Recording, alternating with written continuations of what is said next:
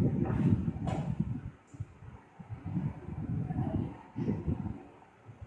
morning students. Started with chapter called chemical kinetics. ठीक है, जो भी chemical kinetics के काफ़ी सारी चीज़ें स्टार्ट कर दिए थे, ठीक है, और लास्ट जो हमने एंड किए थे वहाँ पे था जीरो ऑर्डर रिएक्शन. ठीक है, अगर आपको याद होगा जीरो ऑर्डर रिएक्शन में हम लोग ने पढ़े थे कि कोई रिएक्शन जिसका ऑर्डर कितना रहता है जीरो, और उसके लिए हम लोग इंटीग्रेटेड रेट ऑफ और हाफ लाइफ भी कैलकुलेट किए थे. तो जो इक्वेशन आई थी इंटीग्रेटेड रेट लॉ से ये इज इक्वल्स टू क्या करो A T A not minus A T upon ये थी integrated rate law for half zero order reaction. ठीक है,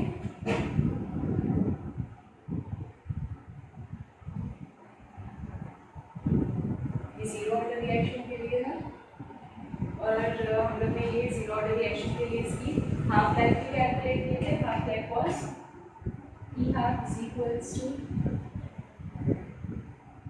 ए नॉट अपॉन टी. बराबर. जैसे हम लोग ने फर्स्ट ऑर्डर रिएक्शन के लिए ग्राफिकल रिप्रेजेंटेशन दिए थे ई हाफ की या हाफ लाइफ की, ठीक है, वैसे ही हम लोग को क्या करना पड़ेगा, ये जीरो ऑर्डर रिएक्शन के लिए भी कुछ ग्राफिकल रिप्रेजेंटेशन करनी पड़ेगी. ठीक है, तो जैसे फर्स्ट वाली जो फर्स्ट ऑर्डर रिएक्शन थी उसमें आपके काफ़ी सारे टाइप्स थे, हम लोग ने बहुत सारे ग्राफ्स बनाए. ठीक है, लेकिन यहाँ पे आपको एक ही ग्राफ दी हुई है. अगर मैं ये वाली इक्वेशन को सॉल्व करूँ, ठीक है, ये क्या है आपकी integrated rate law for zero order reaction. ठीक है, ये जीरो ऑर्डर रिएक्शन की जो इक्वेशन है इसको आप क्या करोगे, अगर थोड़ा सा रीअरेंज करोगे तो आपको क्या मिलेगा. हम लोग को इसको सॉल्व करना है फॉर ए टी. ठीक है, तो सॉल्व करना है A T will be equal to minus क्या हो जाएगा A T plus minus A naught. अगर आप दूसरे सारे टर्म्स को दूसरी साइड पर रखो. ठीक है, लेकिन हम लोग को क्या चाहिए यहाँ पे, अगर पॉजिटिव साइन चाहिए मैं क्या करूँगी, ये पूरी इक्वेशन को नेगेटिव साइन से मल्टीप्लाई करूँगी. तो फिर में पॉजिटिव, ये नेगेटिव और ये पॉजिटिव. ठीक है, ये वाली इक्वेशन को अगर आप रीअरेंज करोगे तो आपको ये मिलेगा. तो मैं इसको सॉल्व किए फॉर ए टी. ठीक है, अभी ये इक्वेशन को अगर आप इक्वेट करोगे y is equals to M X plus C से, ये स्ट्रेट लाइन की इक्वेशन से. ठीक है, तो आपको क्या मिला कि y एक्सिस पे आपका क्या है ए टी है, x एक्सिस पे टाइम है. ठीक है, तो हम लोग क्या करेंगे, प्लॉटिंग ग्राफ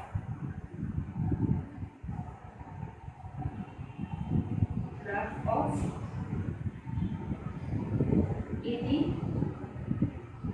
versus time. क्या हो जाएगा, आपके एक्स एक्सिस पे आपके पास टाइम है और वाई एक्सिस पे आपके पास क्या है AD.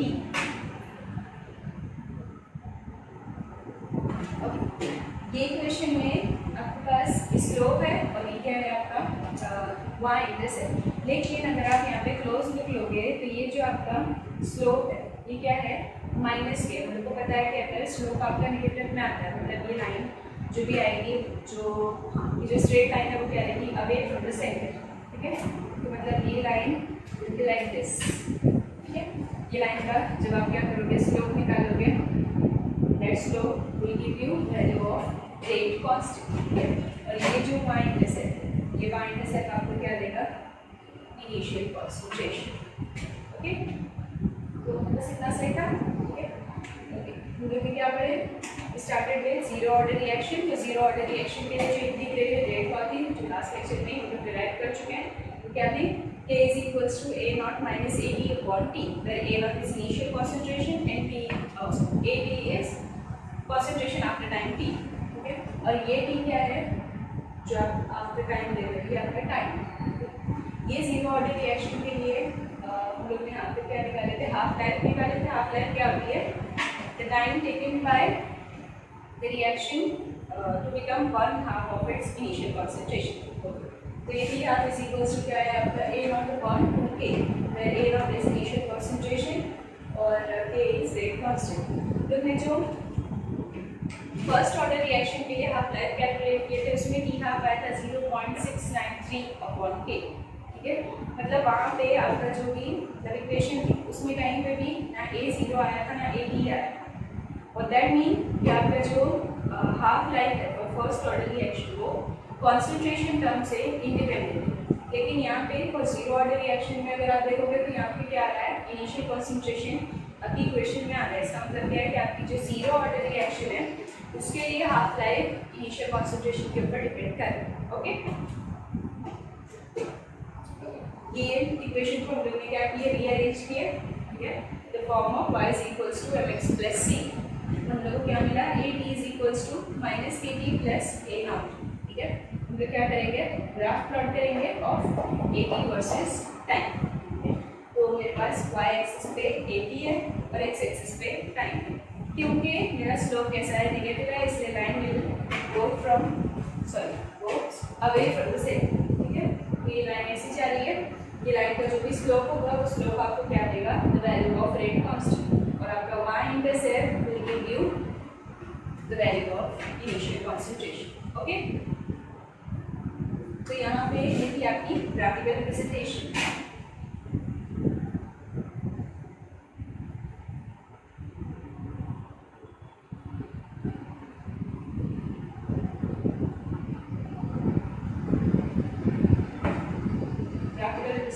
For zero order reaction, ठीक है। ओके, तो हम लोग ने क्या क्या पढ़े, reaction with first order, reaction with no order और जीरो ऑर्डर। एक आपके पास स्पेशल टाइप की रिएक्शन है जिसको हम लोग बोलते हैं सूडो फर्स्ट ऑर्डर, ठीक है। अब वो भी पढ़ लेते हैं क्या है।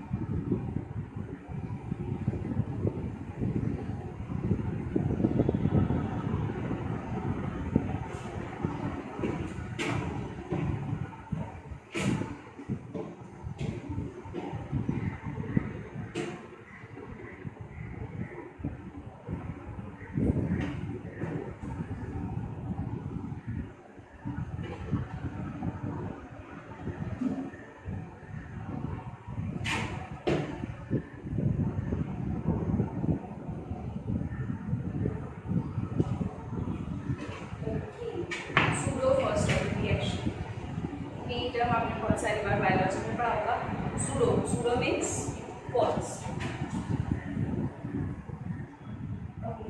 तो अभी इसका मतलब क्या हुआ, हम लोग क्या कर रहे हैं, हम लोग रिएक्शंस पढ़ रहे हैं, ठीक है, और वो रिएक्शंस के रेट को आइडेंटिफाई करेंगे, ठीक है। लेकिन यहाँ पे जो रेट है वो रेट क्या हो सकता है, तो फर्स्ट ऑर्डर रिएक्शन हो सकती है, सेकेंड ऑर्डर, थर्ड ऑर्डर, ठीक है, गोज ऑन। लेकिन यहाँ पे आपको जो ऑर्डर आ रहा है क्या है, सूडो फर्स्ट ऑर्डर। सूडो का मतलब क्या है, फॉल्स। इसका मतलब क्या है कि वो जो रिएक्शन है वो थोड़ा स्पेशल टाइप का रिएक्शन है। वो स्पेशल टाइप की रिएक्शन में क्या हो रहा है कि आपका जो एक्चुअल रेट है वो एक्चुअल में क्या है, हायर ऑर्डर है, लेकिन वो अपने आप को प्रिटेंड कर रहा है to be first order. Okay,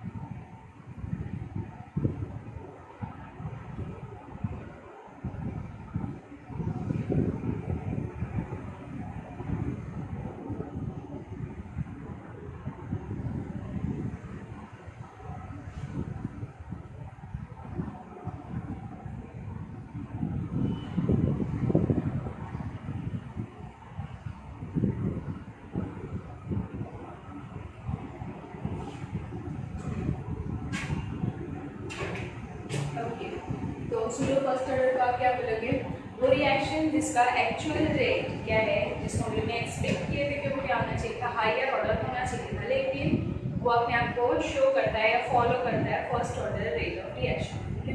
तो हम भी बोलने में बहुत ज़्यादा कॉम्प्लिकेटेड हो रहा है, इसकी एग्जाम्पल लेके चेक करें, ठीक है। तो एग्जाम्पल लेते हैं।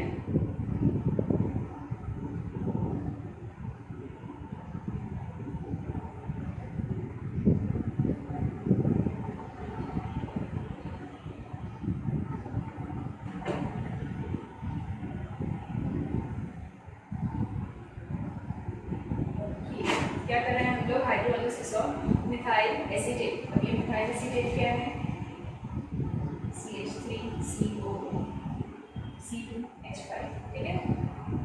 ये आपकी मिथाइल एसीटेट, इसका आप क्या कर रहे हो, हाइड्रोलिसिस। ओके, अगर आपको नाम से समझ में आ गया होगा कि ये एक है, मतलब ये क्या है, दिस इज एस्टर। अगर एस्टर का हाइड्रोलिसिस कर दो, ठीक है, तो एस्टर फॉर्म करने के लिए क्या चाहिए रहता है आपको, 1 molecule of acid and 1 molecule of alcohol. Likewise अगर आप एस्टर का हाइड्रोलिसिस करोगे तो आपको क्या मिलेगा, 1 molecule of acid and 1 molecule of alcohol, ठीक है। तो ये क्या हो जाएगा, ब्रेक हो जाएगा और आपको मिलेगा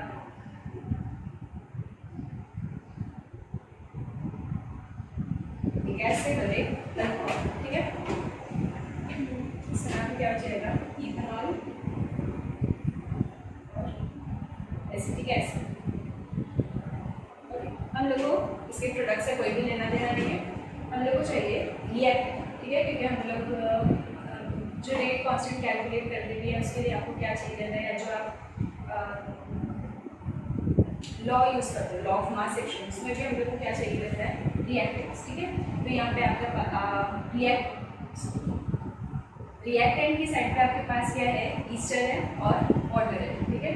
अगर मैं इसके लिए रेट कैलकुलेट करूँ तो rate of the reaction is equals to K concentration of both the terms, ठीक है।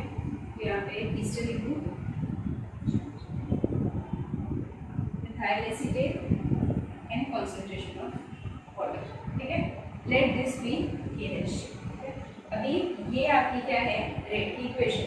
अगर मैं इसके लिए ऑर्डर निकालूँ, what will be the order, order क्या रहता है, आपकी जो कॉन्सेंट्रेशन टर्म के ऊपर जो भी पावर है वो पावर का सम, ये 1 है, ये 1 है, 1 + 1, ऑर्डर क्या आ रहा है, ये 2, मतलब ये क्या होना चाहिए था, expected to be second order reaction.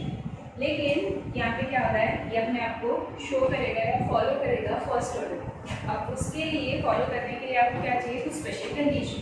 अब वो स्पेशल कंडीशन क्या होती, ये जो रिएक्शन है, ये रिएक्शन में आप क्या कर रहे हो, ईस्टर को हाइड्रोलिसिस करके क्या बना रहे हो, अल्कोहल और एसिड, ठीक है। यहाँ पे हाइड्रोलिसिस करने के लिए व्हाट यू नीड, वाटर, ठीक है। अगर मैं बोल रही हूँ कि आपके जो कॉन्सेंट्रेशन टर्म्स है वो चेंज जैसे जैसे होगा, आपका जो रिएक्शन है वो प्रोसीड होगा। यहाँ पे ये जो ईस्टर है, ये ईस्टर को आप क्या करोगे, एक लिमिटेड अमाउंट लोगे, मतलब ये इसका जो इनिशियल कॉन्सेंट्रेशन है वो फिक्स्ड, ठीक है। और इसका जो क्या बोलेंगे, डीकॉम्पोजिशन का रेट है वो भी क्या रहेगा, एक फिक्स टाइम से कंप्लीट होता रहेगा। लेकिन हाइड्रोलिसिस करने के लिए जो आप वाटर यूज़ कर रहे हो, ये वाटर का कॉन्सेंट्रेशन अगर मैं क्या कर दूँ, बहुत ज़्यादा कर दूँ, ठीक है, मतलब मैं क्या कर रही हूँ, वाटर को एक्सेस अमाउंट में यूज़ करें। तो इफ कॉन्सेंट्रेशन ऑफ वाटर ये क्या है, बहुत ज़्यादा है, मतलब इसको आप कैसे ले रहे हो, एक्सेस में ले रहे हो, ठीक है। अब आपने बहुत सारा क्या लिया, वाटर ले लिया, और उसके साथ आप क्या कर रहे हो, हाइड्रोलिसिस कर रहे हो। अब हम लोग क्या बोल रहे हैं कि आपका जो रिएक्शन वो प्रोसीड होगा तो क्या होगा, जो आपके रिएक्टेंट है उसका अमाउंट कम होना चाहिए और प्रोडक्ट का अमाउंट इंक्रीज होना चाहिए, ठीक है। अभी हम लोग को प्रोडक्ट तो नहीं चाहिए, हम लोग को रेट ऑफ रिएक्शन के लिए सिर्फ क्या रखते हैं, रिएक्टेंट्स लेते हैं। तो यहाँ पे आपने वाटर का कॉन्सेंट्रेशन इतना ज़्यादा लिया था कि अगर आपका थोड़े टाइम के बाद वाटर का कॉन्सेंट्रेशन डिक्रीज भी हो रहा है तो वो जो डिफरेंस आ रहा है वो कैसा है, बहुत नेग्लिजिबल है या बहुत स्मॉल है। तो इसके लिए क्या हो जा रहा है कि वाटर के कॉन्सेंट्रेशन का कोई भी इफेक्ट ही नहीं आ रहा है आपकी रेट की इक्वेशन में। मतलब अगर आप वाटर की कॉन्सेंट्रेशन को क्या कर रहे हो, बहुत ज़्यादा लार्ज एक्सेस में ले रहे हैं, ठीक है, तो ये टर्म विल बी कांस्टेंट, ठीक है। अब ये कॉन्सेंट्रेशन ऑफ वाटर रेट की इक्वेशन को थोड़ा भी अफेक्ट नहीं करेगा। क्यों नहीं करेगा, क्योंकि इतना ज़्यादा था कि इसके चेंज से रेट की इक्वेशन को कोई भी इफेक्ट नहीं है। ओके, तो अगर ये कांस्टेंट है लेट दैट कांस्टेंट बी के डैश, ठीक है। अब ये इक्वेशन में मैं इसकी जगह पे क्या यूज करूँगी, के। Equation will be J is equals to K A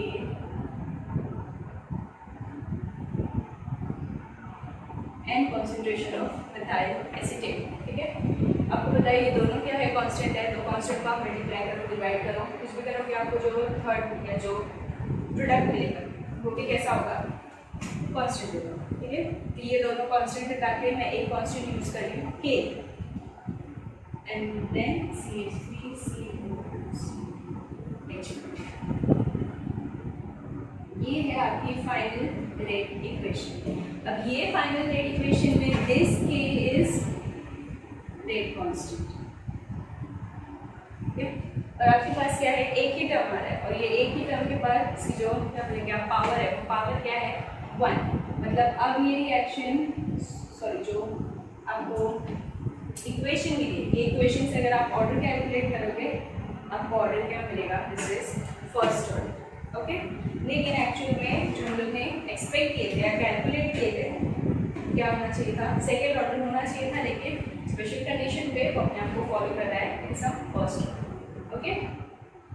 एक बार एक और रिविजन करते हैं इसका। हम लोग कर रहे हैं सूडो फर्स्ट ऑर्डर रिएक्शन, तो pseudo first order reaction pseudo false है, मतलब क्या होगा कि वो रिएक्शन एक्चुअल में होना चाहिए था या हम लोग उसको एक्सपेक्ट कर रहे थे कि वो हायर ऑर्डर शो करेगा, ठीक है। लेकिन कुछ स्पेशल कंडीशन पे वो अपने आप को प्रिटेंड करेगा टू बी फर्स्ट ऑर्डर, ठीक है।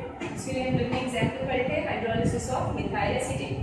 ये मिथाइल एसीटेट क्या है, एस्टर है, एस्टर का आप हाइड्रोलिसिस करोगे तो आपको क्या मिलेगा, अल्कोहल और एसिड। इसके लिए जब हम लोग ने रेट इक्वेशन लिखी तो वो रेट इक्वेशन फॉलो कर रही थी सेकेंड ऑर्डर, क्यों, क्योंकि उसमें रेट इक्वेशन में आपके पास क्या है, वाटर का concentration as well as ester का कॉन्सेंट्रेशन। लेकिन कंडीशन क्या दी हुई है कि अगर हाइड्रोलिसिस के टाइम में मैं वाटर का कॉन्सेंट्रेशन बहुत सारा कर दूँ या उसको एक्सेस में ले लूँ तो उसकी वजह से क्या हो जाएगा कि उसका जो चेंज आएगा, ठीक है, जो डिक्रीज हो रही है वाटर के कॉन्सेंट्रेशन में, वो डिक्रीज इतनी छोटी है कि वो ऑलमोस्ट क्या है, नेग्लिजिबल। इसलिए वाटर का कॉन्सेंट्रेशन का कोई भी इफेक्ट नहीं आ रहा है रेट पे, तो हम लोग कंसिडर करेंगे कि वो क्या हो चुका है, कांस्टेंट हो चुका है, ठीक है। तो हम लोग क्या कर रहे हैं, ये वाटर की कॉन्सेंट्रेशन की जगह पे ये कांस्टेंट यूज करें, ये दोनों कांस्टेंट को हटा के आप क्या करोगे, ये कांस्टेंट लगाओगे, that constant is rate constant. और इक्वेशन में सिर्फ आपके पास क्या बचा, कॉन्सेंट्रेशन ऑफ ईस्टर या मिथाइल एसीटेट, ठीक है।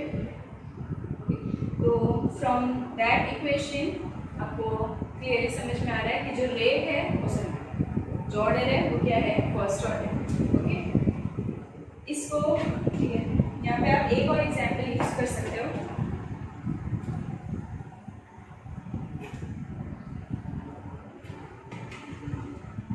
अगर आप क्या कर रहे हो, केन शुगर का हाइड्रोलिसिस कर रहे हो, एक और इक्वेशन है आपके पास, एक और एग्जांपल है, एग्जांपल नंबर 1 है, एग्जांपल नंबर 2। अगेन आपको हाइड्रोलिसिस करना है, hydrolysis of cane sugar। cane sugar is sucrose।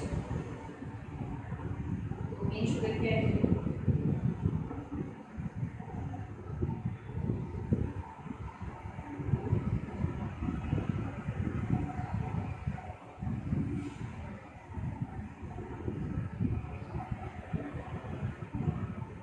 C12H22 plus H2, ये आपकी सुक्रोज है। क्या मिलेगा, 1 molecule of glucose and 1 molecule of fructose, C6H12O6 plus C6H12O6 glucose and fructose. Again ये इक्वेशन अगर आप देखोगे तो यहाँ पे क्या है, अगर आप रेट इक्वेशन निकालोगे तो rate will be equal to concentration of sucrose as well as concentration of water, ठीक है। फिर से अगर आप क्या करोगे, ये चीज़ वापस से आपको फॉलो करनी है कि अगर आप वाटर की कॉन्सेंट्रेशन को क्या कर रहे हो, एक्सेस में ले रहे हो, तो फिर से क्या हो जाएगा, rate of the reaction will be independent of concentration of water, ठीक है। तो आप इसको अगेन क्या कर सकते हैं, कांस्टेंट करके फिर से मतलब जो फॉलो अप आएगा वो ऑर्डर ऑर्डर क्या आएगा आपकी इक्वेशन में, सिर्फ ये जो क्रोस वाला टर्म है ये बचेगा, ठीक है। मतलब ठीक है, तो हम लोग ने सूडो फर्स्ट ऑर्डर रिएक्शन के लिए क्या पढ़े, दो एग्जाम्पल्स पढ़े। फर्स्ट एग्जाम्पल थी हाइड्रोलिसिस ऑफ एसीटेट ईस्टर और सेकेंड एग्जाम्पल थी हाइड्रोलिसिस ऑफ केन शुगर। अगर मैं बोल रही हूँ कि ये जो इक्वेशन है ये एक्सपेक्ट कर रहे थे हम लोग इसको हायर ऑर्डर, लेकिन ये एक्चुअल में अपने आप को शो कर रही है एज फर्स्ट ऑर्डर। तो अगर ये फर्स्ट ऑर्डर ही शो कर रही है तो इसके लिए आपका जो रेट कांस्टेंट की इक्वेशन आएगी या जो हाफ लाइफ की इक्वेशन आएगी वो दोनों क्या रहेगी, सेम रहेगी, जो हम लोग ने पहले ही फर्स्ट ऑर्डर के लिए पढ़ चुके थे। मतलब के की वैल्यू जो हम लोग निकाले थे 2.303 निकाले log the distance A naught upon 80, और उसके लिए हाफ लाइफ भी क्या आएगी, देख लेते हैं।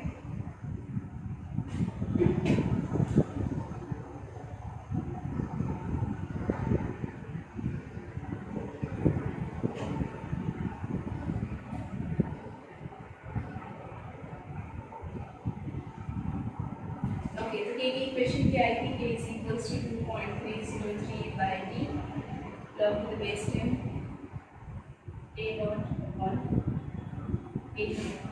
ये आएगी आपकी रेट कांस्टेंट की वैल्यू, और d half is equals to 0.693 by d, क्योंकि ये सारे रिएक्शन हायर ऑर्डर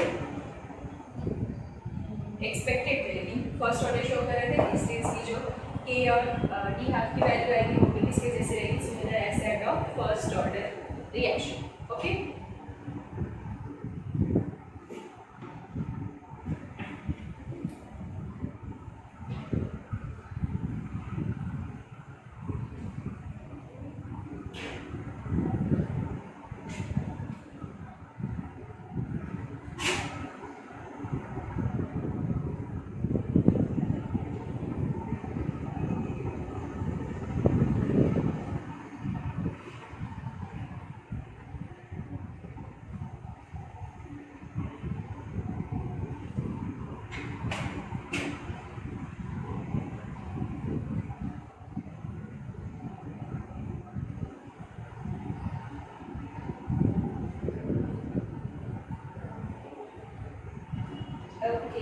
तो अभी तक चैप्टर में हम लोग ने क्या पढ़े थे कि आपका जो केमिकल काइनेटिक्स है वो है क्या, ठीक है। फिर उसके लिए हम लोग ने रेट कैलकुलेट किए, तो रेट आप किसको बोलते हो, आपके पास कितने टाइप के रेट हैं। फिर ऑर्डर कैलकुलेट किए, मॉलिक्यूलैरिटी कैलकुलेट किए। ये सब हम लोग इसके लिए कर रहे हैं कि वो जो रिएक्शन है वो कितना फास्ट रिएक्टेंट से प्रोडक्ट की साइड पे क्या बोलेंगे आप ट्रांसफॉर्म हो, ठीक है। लेकिन ये सब करने के लिए आपके पास क्या है, कुछ और टर्म्स भी है, ठीक है। तो ये जो ऑर्डर, मॉलिक्यूलैरिटी, रेट, ये सब वाले टर्म्स को थोड़ा साइड रखते हैं, ठीक है। अब कुछ न्यू वाले टर्म्स को स्टार्ट करते हैं, ठीक है। तो आपके पास एक टॉपिक है कॉल्ड कोलिजन थियरी।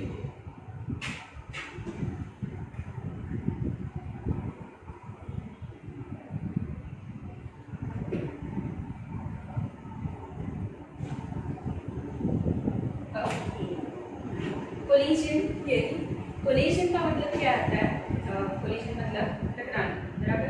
ये कोलिजन थियरी आप पढ़ रहे हो for biomolecular reaction.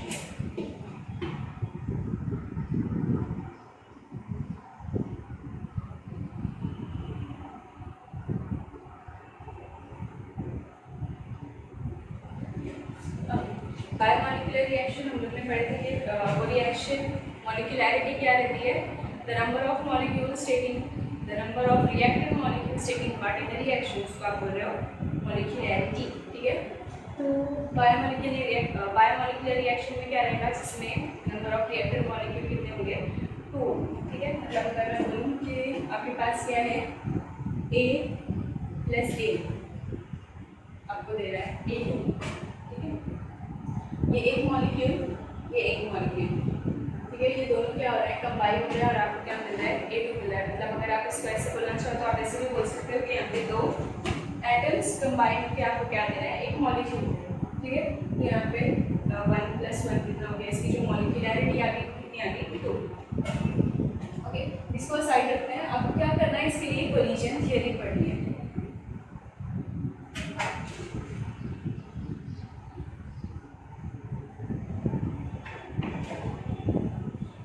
Collision theory के अकॉर्डिंग जब तक आपके रिएक्टेंट के मॉलिक्यूल्स कोलाइड नहीं करेंगे, जब तक वो प्रोडक्ट की साइड में ट्रांसफॉर्म नहीं हो सकते, ठीक है।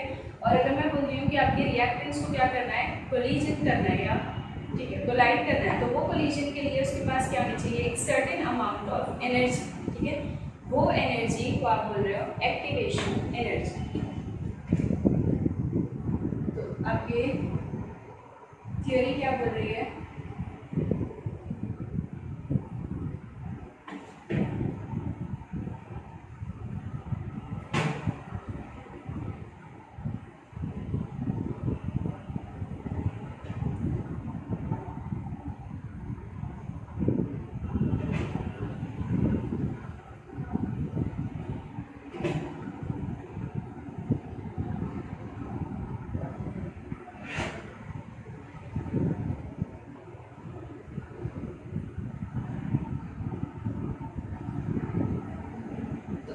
कोलिजन थियरी क्या बोल रही है कि आपके जो रिएक्टेंट मॉलिक्यूल है वो क्या होने चाहिए, must collide with each other in order to react and form product, ठीक है। और ये कोलिजन के लिए there has to be certain minimum amount of energy, that energy is known as activation energy.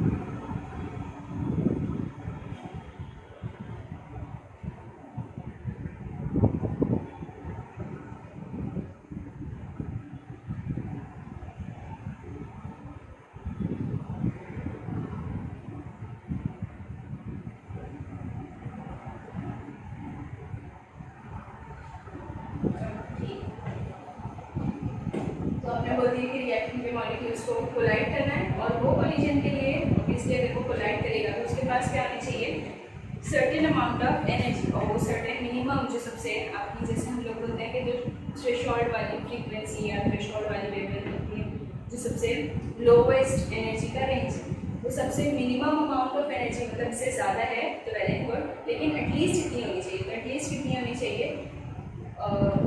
Activation energy जितनी होनी चाहिए, ठीक है। तो only those reactant molecule that possess energy equal to और ग्रेटर देन एक्टिवेशन एनर्जी, सिर्फ वही वाले मॉलिक्यूल क्या करेंगे, कोलाइड करेंगे और फॉर्म करेंगे प्रोडक्ट, ठीक है। तो आप बोल रहे हो कि रिएक्टेंट के मॉलिक्यूल को कोलाइड करना है और वो कोलिजन के लिए उसको चाहिए एनर्जी। अब सारे जो आपके रिएक्टेंट के मॉलिक्यूल्स है सबके पास अपनी अपनी अलग अलग एनर्जी है, ठीक है। लेकिन only those reactant molecules having energy equal to और ग्रेटर देन एक्टिवेशन एनर्जी, वही क्या करेगा, कोलाइड करेगा और फॉर्म करेगा प्रोडक्ट, ठीक है।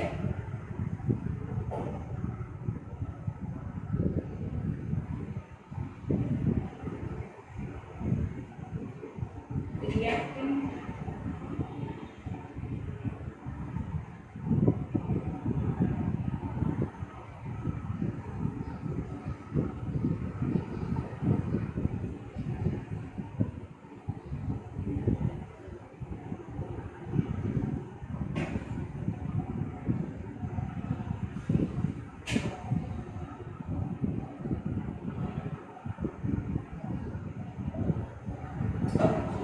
और क्या आ गया, ठीक है। थर्ड पॉइंट क्या है, वो रिएक्टेंट के मॉलिक्यूल जिसके पास एनर्जी क्या है, इक्वल टू और greater than activation energy, only those molecule can collide and form product, ठीक है। तो पूरी थ्योरी के आपके क्या है, लोग क्या मिले, कुछ पॉइंट्स मिले। तो एक्टिवेशन एनर्जी बोल रही है, एक्टिवेशन एनर्जी क्या है कि रिएक्टेंट मॉलिक्यूल को कोलाइड करना पड़ेगा तो ही प्रोडक्ट फॉर्म होगा, ठीक है।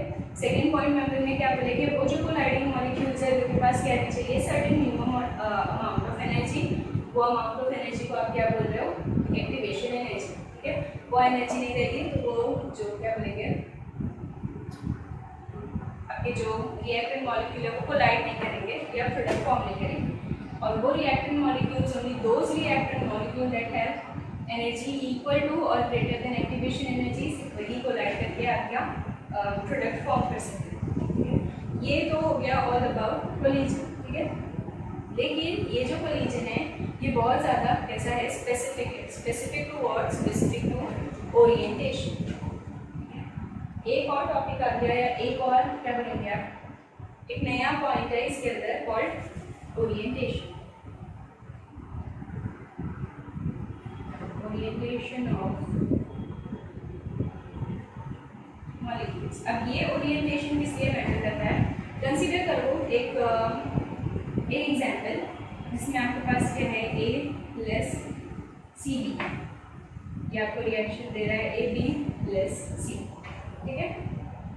तो यहाँ पे क्या है, one molecule of A plus one molecule of C B, reaction के बाद आपको क्या मिल रहा है, one molecule of A B and C, ठीक है। तो ये आपके हो गया रिएक्टेंट और ये हो गया प्रोडक्ट। अब नीचे कैसा है, या जो कोलिजन थियरी है, कोलिजन थियरी क्या बोल रही है, ये दोनों मॉलिक्यूल्स को क्या करना चाहिए, कोलाइड करना चाहिए, तो ही आपका प्रोडक्ट फॉर्म होगा। इसमें से only those molecule that has energy equal to और ग्रेटर देन एक्टिवेशन एनर्जी, वही क्या करेंगे, प्रोडक्ट में ट्रांसफॉर्म होंगे, ठीक है।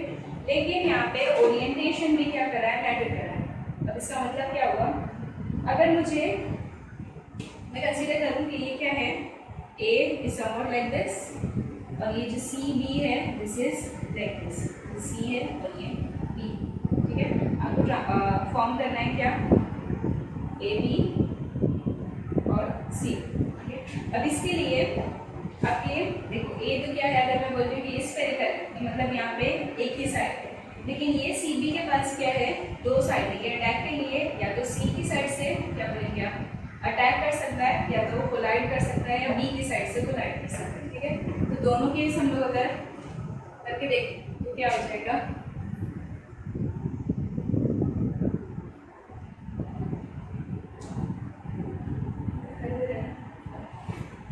तो आपके पास है ए प्लस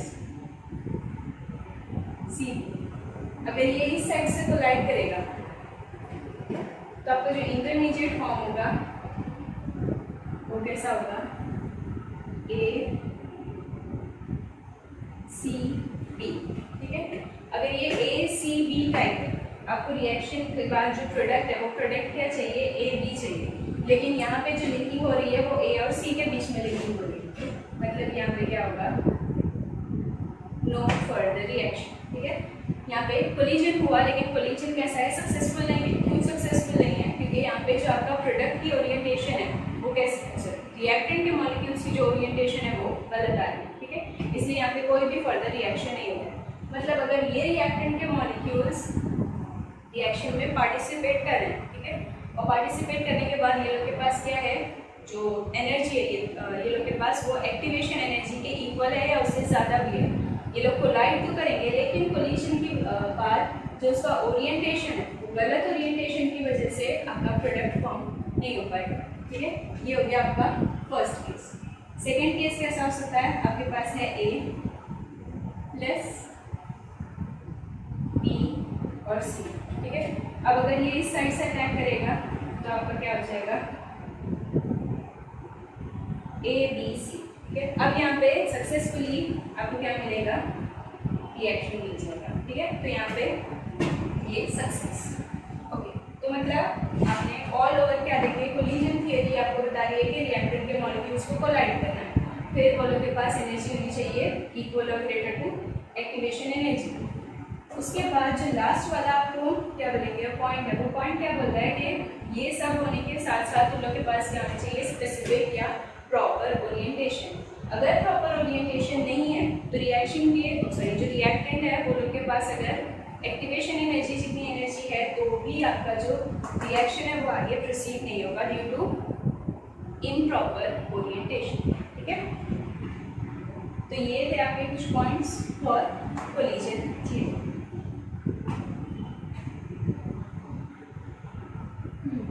यहाँ पे इसका पॉइंट लिखिए,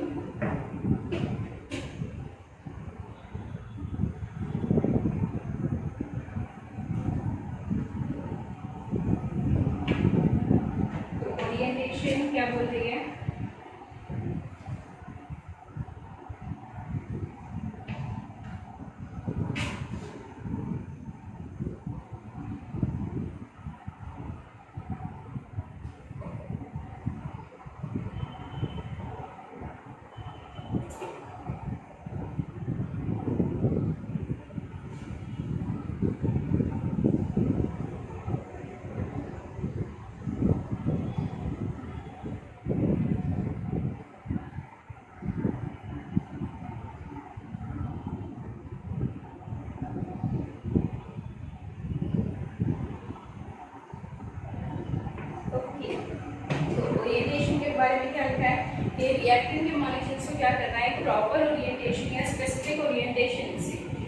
और साइड से ये अटैक करनी है तो ही क्या होगा, आपका जो प्रोडक्ट है वो फॉर्म होगा, एल्स वहाँ पे क्या हो जाएगा, रिएक्टेंट कोलिजन के बाद स्टॉप हो जाएंगे, फर्दर वहाँ पे क्या बनोगे आप, रिएक्शन नहीं, ठीक है। इसके लिए अब हम लोग जो बार बार एक्टिवेशन एनर्जी पढ़ रहे हैं वो एक्टिवेशन एनर्जी क्या है, इनके केस कि मैं